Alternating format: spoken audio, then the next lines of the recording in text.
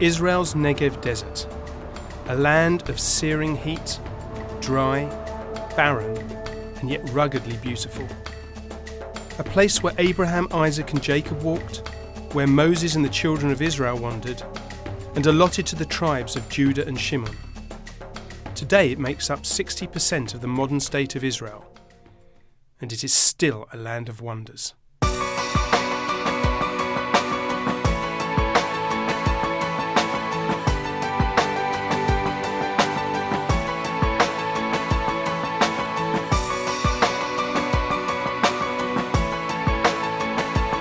My name is Professor Simon Barak from Ben-Gurion University, and I'm standing here in Midreshet Ben-Gurion, overlooking the spectacular wilderness of Zin. And I'm standing right by the graves of Israel's first Prime Minister, David Ben-Gurion, and his wife Paula. And this is really fitting, because it was Ben-Gurion's vision to settle and develop the Negev and make the desert bloom. And Ben-Gurion is often quoted as saying that it is in the Negev that the creativity and pioneering spirit of Israel will be tested. I grew up on the stories of the early Zionist pioneers who came to the land of Israel to set up a Jewish homeland, establish the kibbutzim and the moshavim, and set out to cultivate the desolate land and grow crops in places such as the Negev, where nobody thought they could be grown. Nowadays we hear a lot about Israel's new pioneers in high-tech, in cybersecurity, in computer software. But what about agriculture? And what about agriculture in the Negev? Can we find that spirit of innovation that David Ben-Gurion envisioned? And what about the stories behind today's desert pioneers?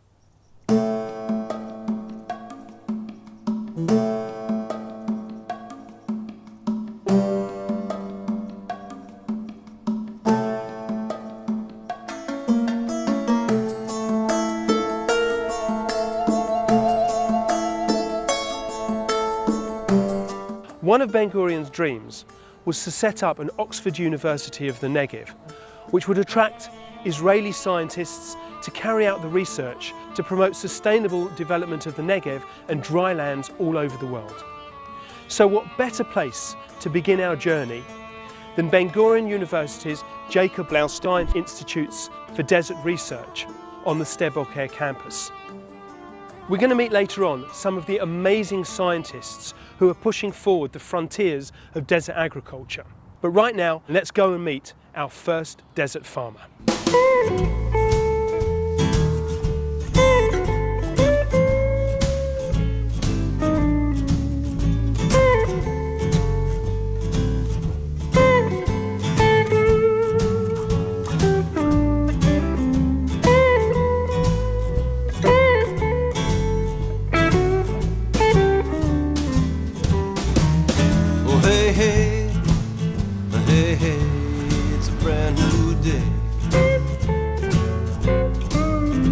So Rami, you've been a jojoba farmer for many years. What actually is this jojoba plant that we can see? Well, it's a plant that came from the United States, or southern United States, Mexico, and it was cultivated in Israel about 30 years ago. The dunam is 1,000 dunams. It's approximately 100 acres. That's a large field then, yeah? Yes, it's a medium size. In Israel scale, it's a medium-sized field. Yes. And what does the jojoba plant produce? The plant produces seeds, and from those seeds we produce oil. And what actually is the oil used for? What is the main market? Mostly for the cosmetics So industry. It's mostly for the cosmetics market. That's right. So why is it so good for cosmetics? It replaces whale oil.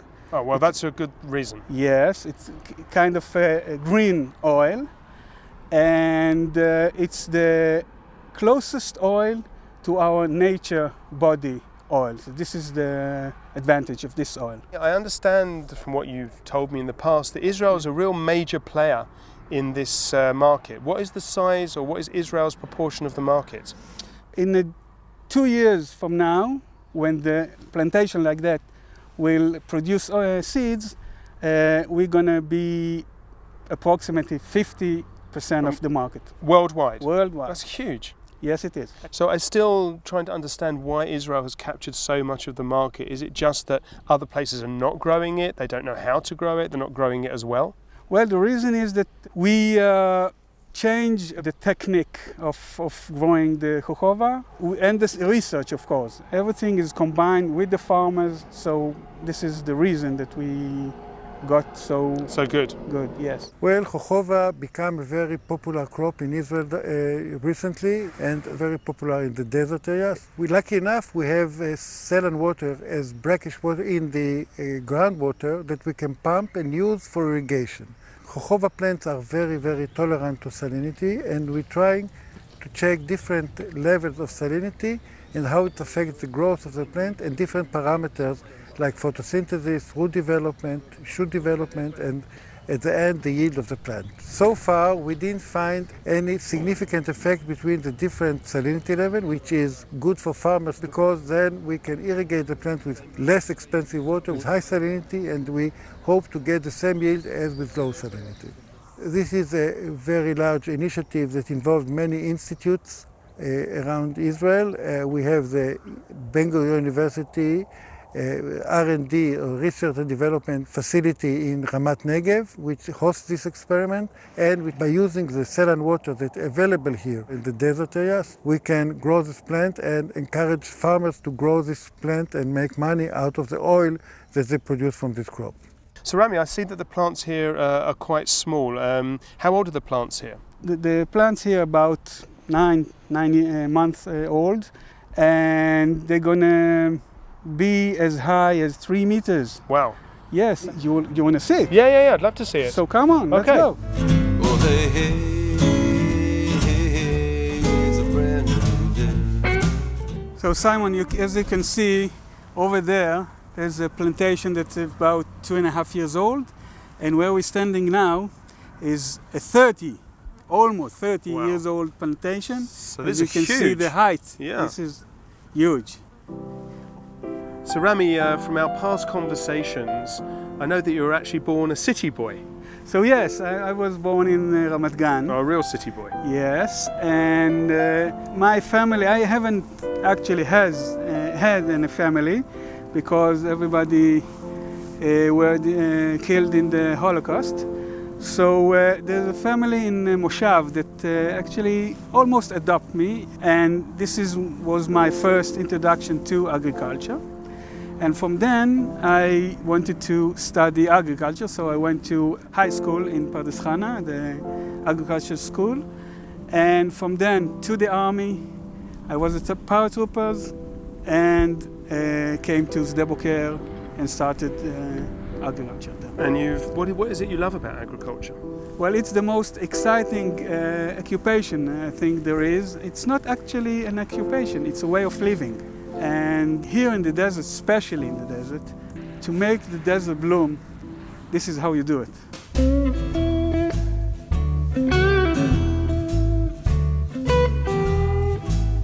Our next stop is a moshav, just a few meters from the Egyptian border, that is named after a site or sites in southern Canaan and the kingdom of Judah. And Moses sent messengers from Kadesh unto the king of Edom. Thus saith thy brother Israel, Thou knowest all the hardships that have befallen us, how the Egyptians oppressed us. And when we cried unto the Lord, he heard our voice, and brought us out of Egypt. And behold, we are in Kadesh, a city in the uttermost of thy border.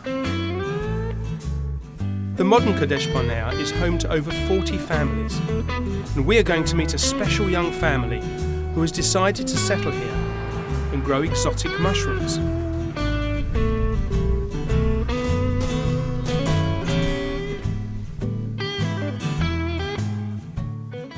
I grew up in Kiryat Ekron, which is near Rehovot, in the center of Israel. אני גדלתי במושב מולדת, שזה בחלק הצפוני של הארץ. So what actually inspired you to become a farmer and to become a farmer in the Negev? אחד הדברים שהשפיעו עליי זה העובדה שסבא וסבתא שלי, משני הצדדים, גם אבא וגם אמא, הם עלו מארגנטינה.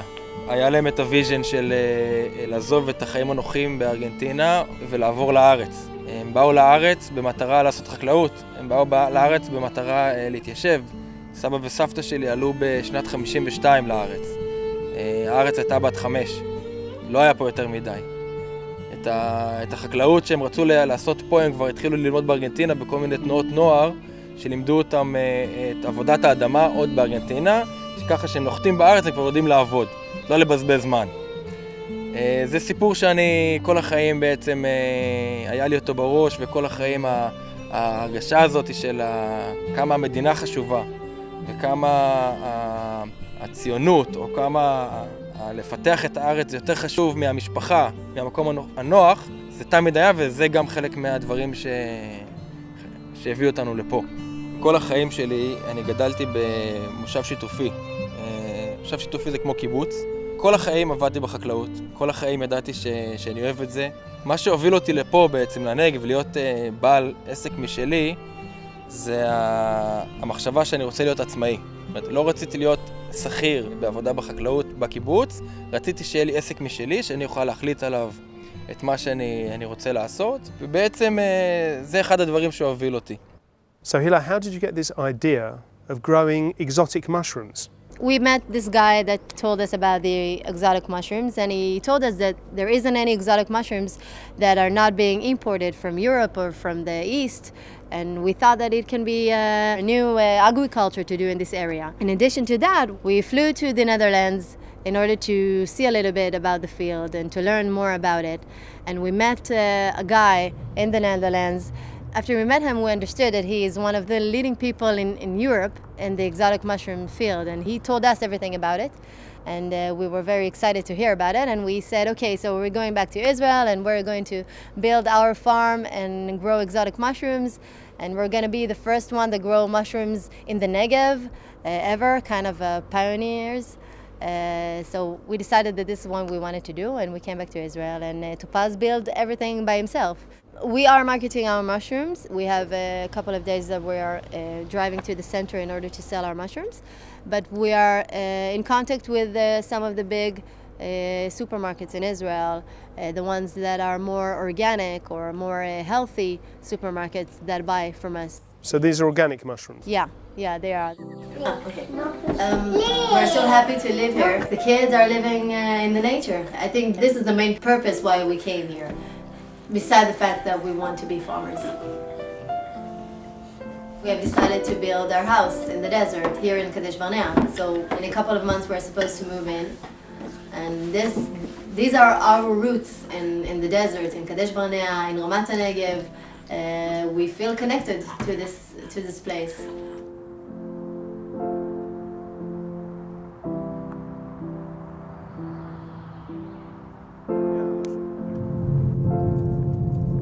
So we're now deep in the southern Negev region, and we are on our way towards Mitzpe Ramon, and we're going to visit an agricultural industry which has really flourished in recent years all over this part of the Negev. And it's where Ben-Gurion University researchers have had a real impact. And I have to say, I'm really looking forward to this one, and you'll see why later. So here I am in the absolute middle of nowhere. And what can we find here? Vineyards in the desert.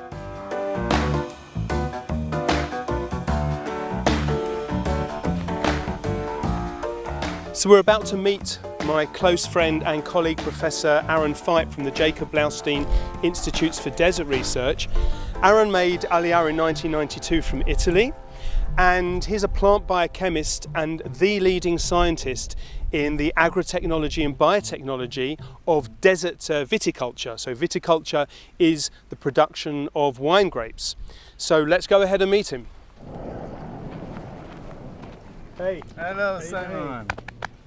So it's amazing to be in a vineyard in the middle of the desert, Aaron. Why grow grapes in the desert? Well, the desert has been used for wine production thousands of years. And here the good things about desert viticulture are the fact that we have nice solar radiations. Moreover, we don't have a large amount of humidity, which helps plants not to being attacked by pathogens like fungi. And you can control very precisely the amount of irrigation each plant or each cultivar gets, including also the amount of fertilizers the plant gets. So this is drip irrigation? Drip irrigation, which is an Israeli technology, which Netafim is distributing throughout the world. Do most of the farmers here grow grapes for the major wineries in the centre and north of the countries, or do they actually have their own wineries? Yeah, I would say it's both. You have both small wineries and farmers that try to make a living out of ecotourism with a small production like 2,000 bottles a year. And you have then the big wineries from the center and the north that are actually growing their grapes here because they want the characteristic aroma and fragrance of the desert. Of the desert wines. Are there any Israeli varieties, like Israeli native varieties that are grown in Israel for wine?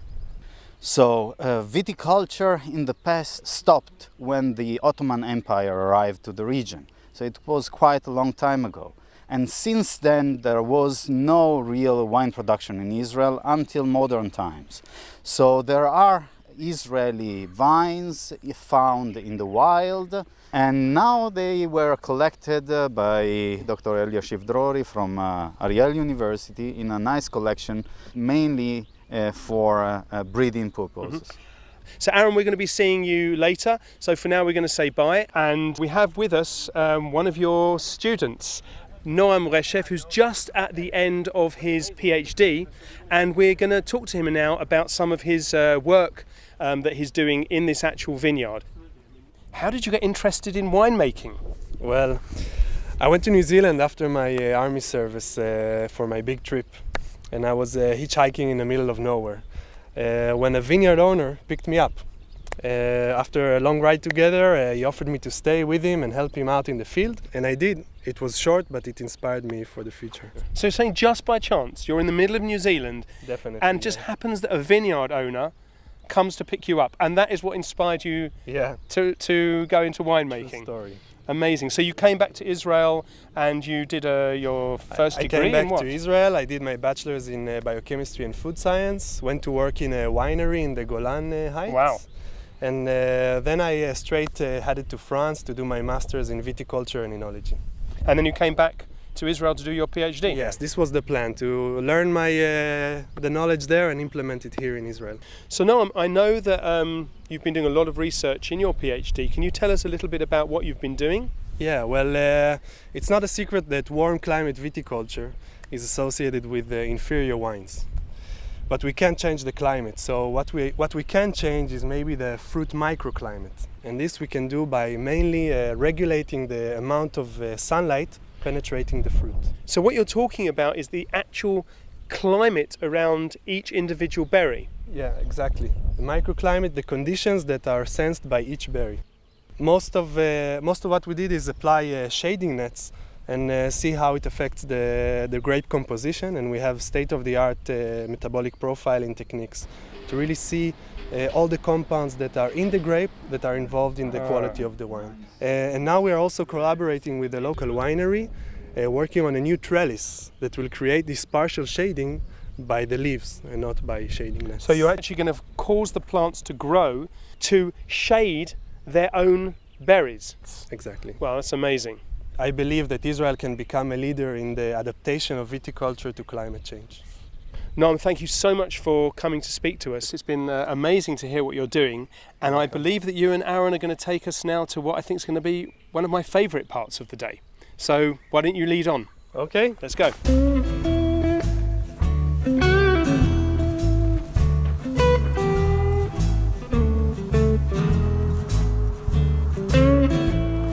Oh wow, Aaron, this is absolutely amazing. What a surprise. Absolutely amazing. So, what are we drinking?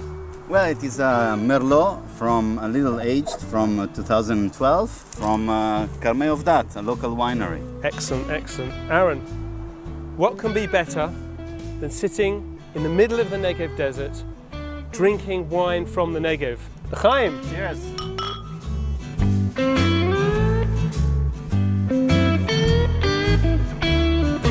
The central Arava region where we are headed comprises 6% of Israel's land, yet it contains only about 0.04% of Israel's population, 3,500 people who are spread out among 5 moshavim and 2 community settlements that were founded from the 1960s onwards. Most of the residents make their living from agriculture, and thanks to their creativity and daring, combined with scientific research, the farmers of the Arava have succeeded under conditions that may have deterred many others. We're just about to go and meet Mayan and Ariel Kitron, who farm right here in Moshav Edan. But where is here exactly? Well, I'm standing right next to the Jordanian border. If you look behind me, we can see no man's land. And if I just walk a few more meters, I can walk right into Jordan. There's no border fence here, no border markings, and I'm under the watchful eye of a Jordanian border post.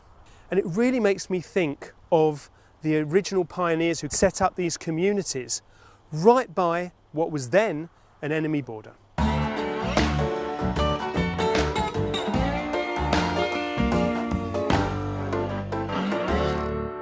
So Mayan and Ariel, tell me how this all started. How did you come to be in the Arava and growing peppers? 18 years ago, Ariel and I were already married, and he told me that he wants to be a farmer. We both come from kibbutzim in the northern part of Israel, and the place that we could start our own farm was here in the Arava. It was still supported by the government, and this is why we ended up here in the Arava. What is it that drew you to the Arava? We like the desert. Yeah? Yeah. We can grow summer crops during the winter time with low energy demand. This is the advantage that we have here. And what is it that you love about doing agriculture? I don't know. I feel the land. I feel the crops. It's I like to see it coming up and everything is successful. And I hate to pick, actually. I hate to harvest. So what market are you growing the peppers for? We're exporting mainly to Europe, England and Russia. These are our markets overseas. And the local market here in Israel. I would like you to try one of our peppers. Oh, I would very much like to do that, yes. Wow, look at that pepper. That's a beautiful pepper. Mmm.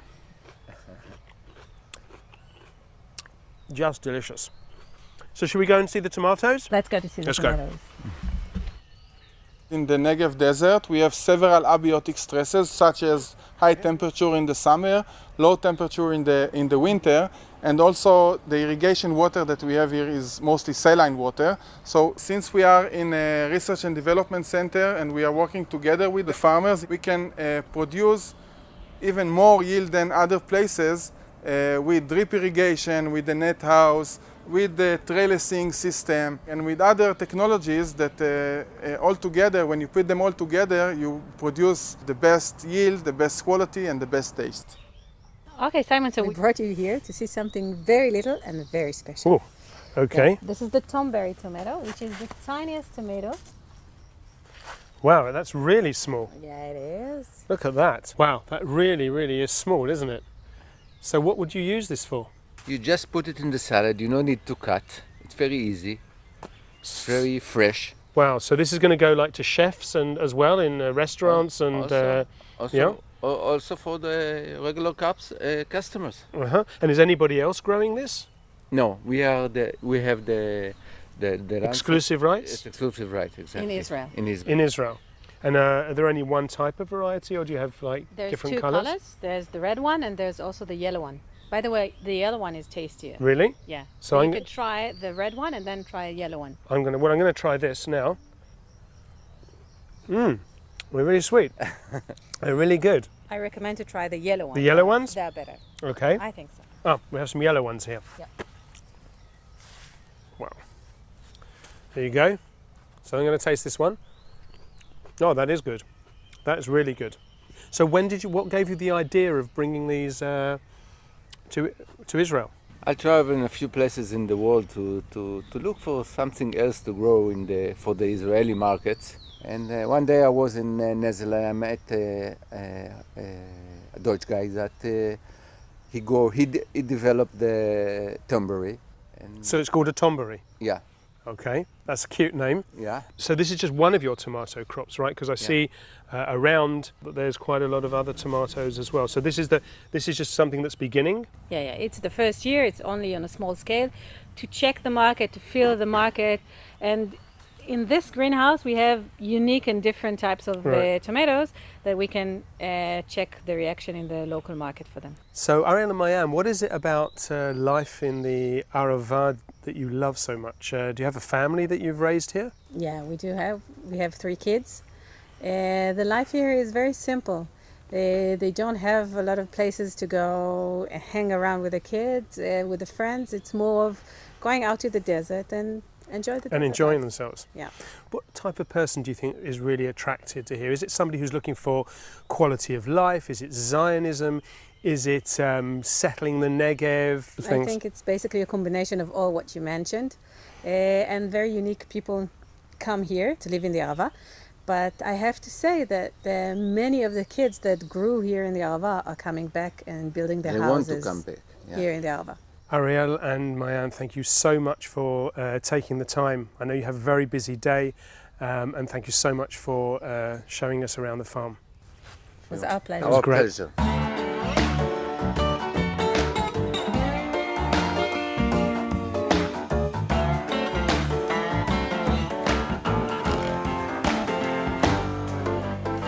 Hey, Asaf. Hey Simon, How you doing? I'm great. Thank you for coming. Thank you so much for having us here, and I My can't pleasure. wait to see what you've got to show us. Well, come on in. Let's go.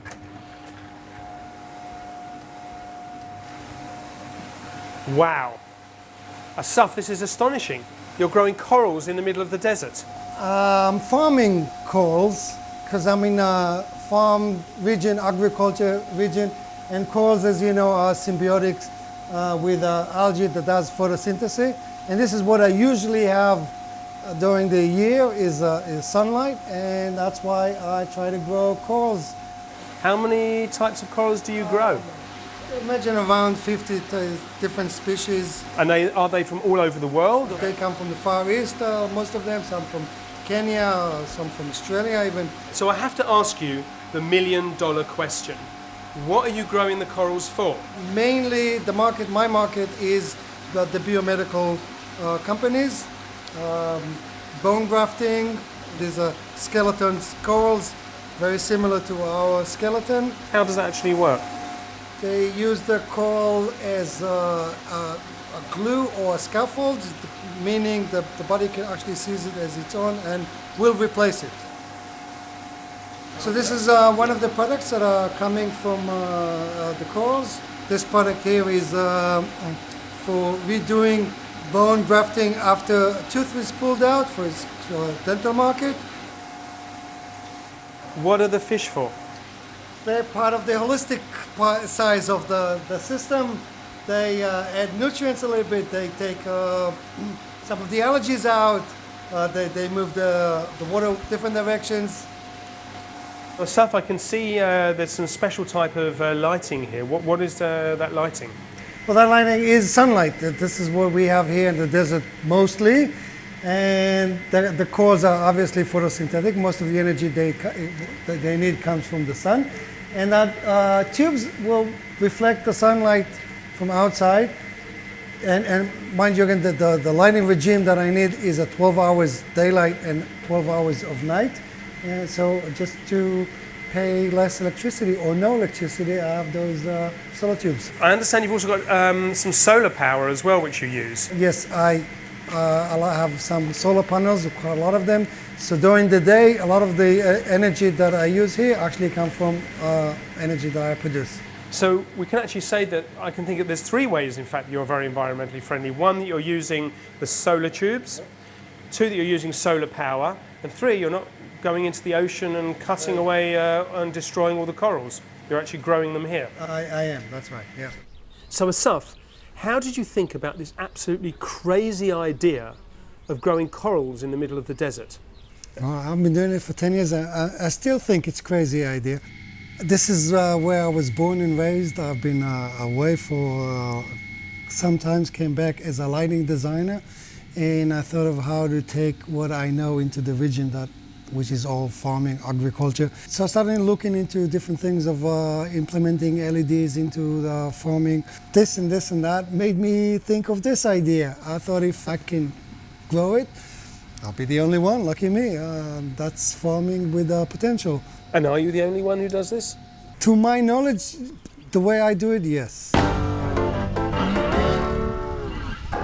Well, that was unbelievable. Corals in the desert. Who knew? We're heading to our final stop now on Moshav Chatzeva, and we're going to meet Ran Epstein, who owns one of the most successful ornamental fish farms in Israel.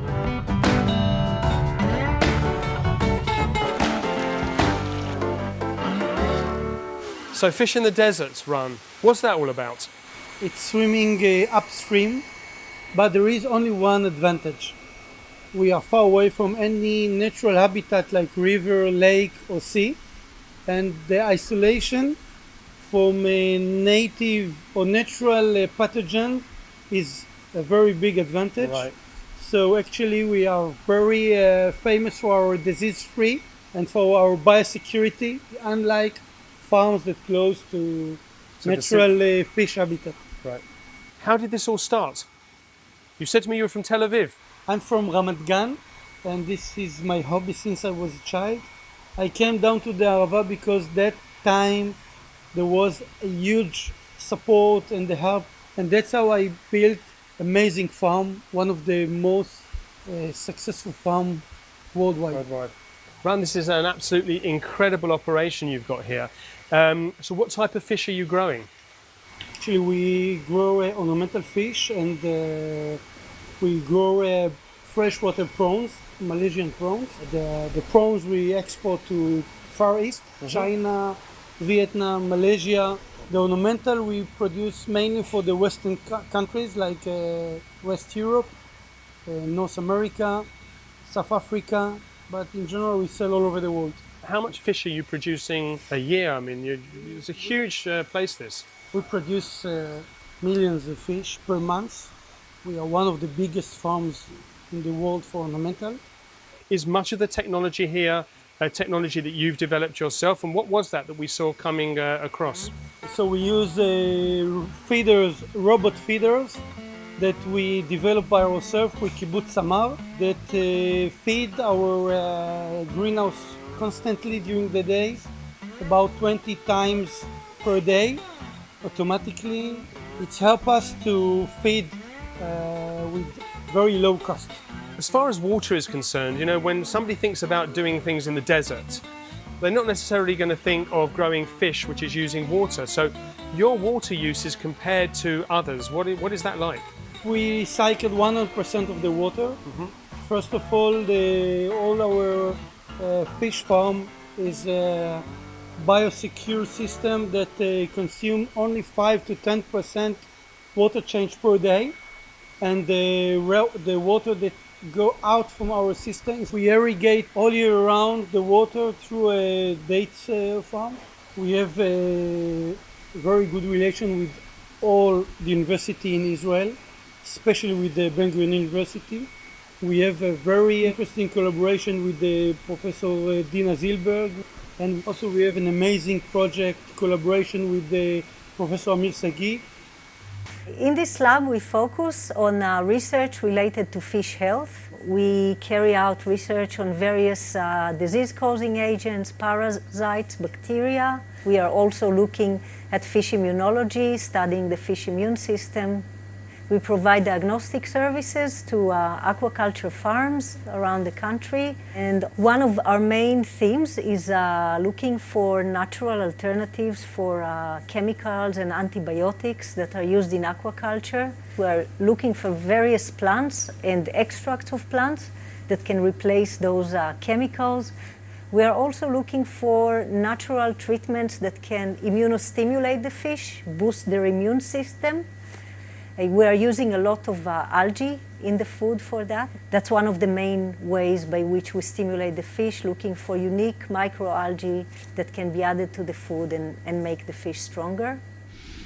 I was fascinated to see that Ran is also growing millions of male prawns, and I was even more intrigued to see his workers injecting tiny prawn fry, and to learn that they were injecting them with an agent to silence a gene producing a hormone for male organs. Therefore, the injected male prawns develop female reproductive organs and can mate with regular male prawns to produce an all-male population, which are much larger than the females.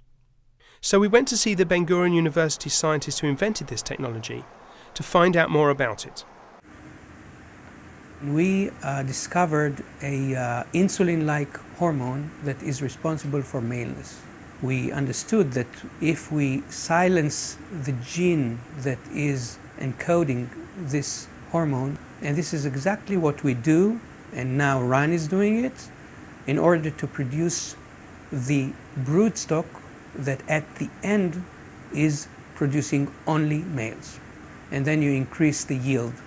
When we realized that could be a game changer in the industry. Because we are talking about a huge market of, in this specific prawn, about 400,000 tons, and mostly in China and Vietnam. The Chinese market is the largest in the world, and we are talking here about traditional food. It's not an item that you eat in the restaurant once a year. This is their natural food, so it is a very significant part of their diet. Since the animals are all male and non-breeding, we could use them for biocontrol tasks, mostly in Africa, and this is a very large project that we are running. We are also working on a project together of sending those all-male prawns to Senegal in West Africa in order to fight a devastating disease. The disease is called bilharzia, schistosomiasis. This disease is transmitted by freshwater snails. About 200,000 people die annually from the disease, and more than 200 million people are infected, mostly in Africa. And our prawns were found to be voracious predators of those freshwater snails. So we want to use those prawns as biocontrol agents to eliminate the disease. It's a really big project financed by Bill and Melinda Gates Foundation. And of course, we are working with a local NGO in Senegal and the Senegalese Health Ministry and a few other universities from around the world. And hopefully we'll have very good results soon enough. We've come to the end of our journey. We've seen jojoba plantations, exotic mushrooms on the Egyptian border. We've been to vineyards and drunk Negev wine in the middle of the desert. We've seen the smallest tomberry tomato being grown by the Jordanian border, and we've seen corals being grown for medicine, ornamental fish, and we've seen biotech prawns. And when I think about it, to be a great farmer, you have to be so many things. You have to be a grower, of course, but you also have to be a scientist, an engineer, a business person, an economist, and above all, you have to be willing to take risks. We've also seen how interwoven the Negev farmers are with agricultural research, and we've met some of the brilliant scientists at Ben-Gurion University who are pushing forward the boundaries of the possible to support agriculture in the Negev. At the beginning of this movie, I asked the question whether we can still find that spirit of innovation that David Ben-Gurion envisioned in the Negev. I think David Ben-Gurion would have been really proud to see these amazing people farming the Negev, building Israel, and I think he would have been so gratified that Ben-Gurion University is at the forefront, fulfilling his dream and working hand in hand with these desert pioneers.